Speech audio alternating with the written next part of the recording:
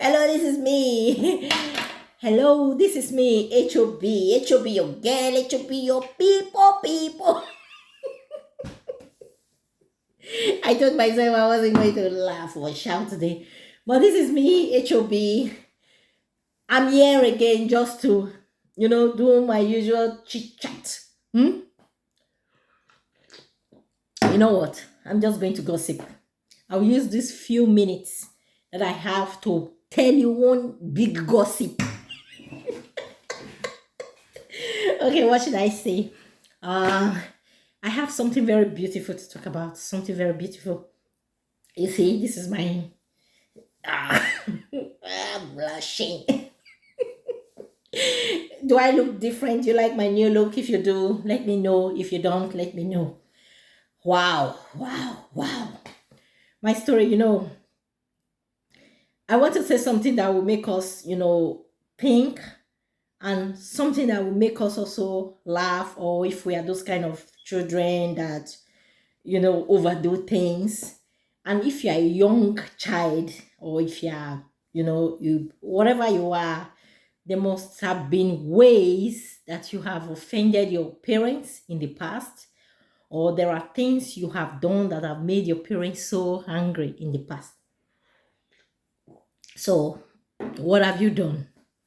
I tell you one very funny one that I did. Every time I remember that, my heart goes like boom.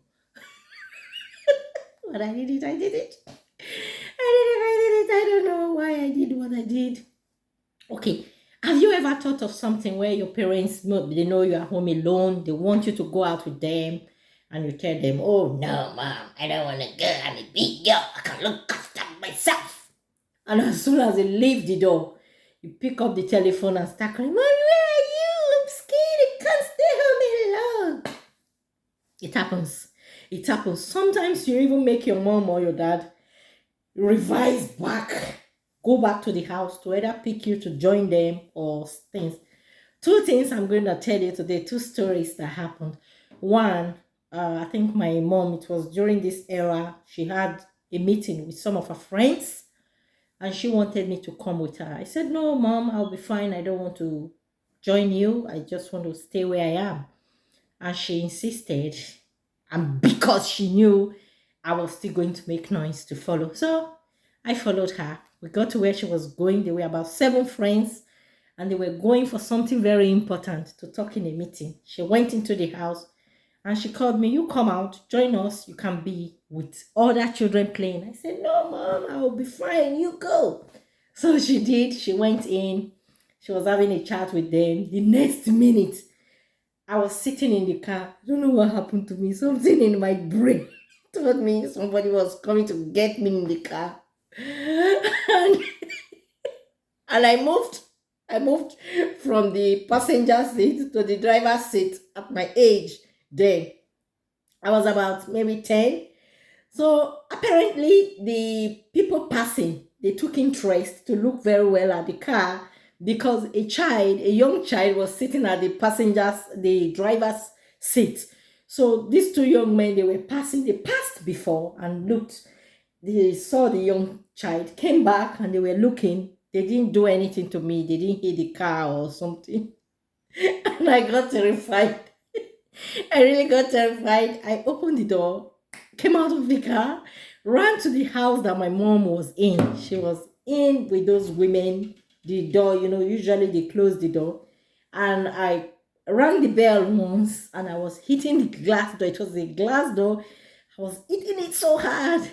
My mom, when she saw me, she got terrified without knowing what would have happened. She started crying, "Oh, my daughter, every woman." Of course, mothers, we all run out. They all ran out and they came, they heard me. "What's the problem?" I started crying because I couldn't really say what the problem was. There was no problem, but I just caused a scene there.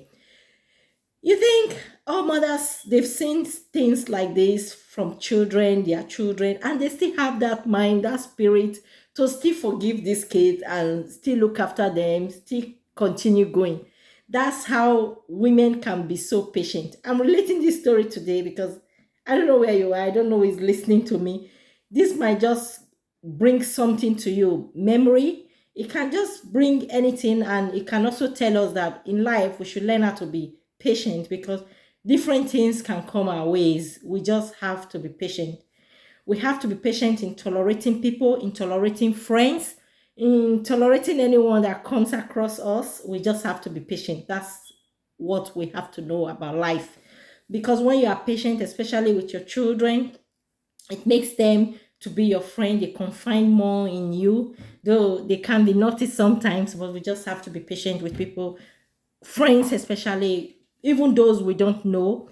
We have to be patient with them, especially when we have things in common that we have to do together. Another one, my mom was going to make 4 hours trip somewhere, and she told me, will you come with me? Oh, no, no, no, no, no, I don't want to come. I want to play with my friends. And she packed her stuff. She wasn't going to come back that same day, though, which I knew. She was going to come back 3 days later. She packed her things, arranged her bag. I was still insisting I was not going.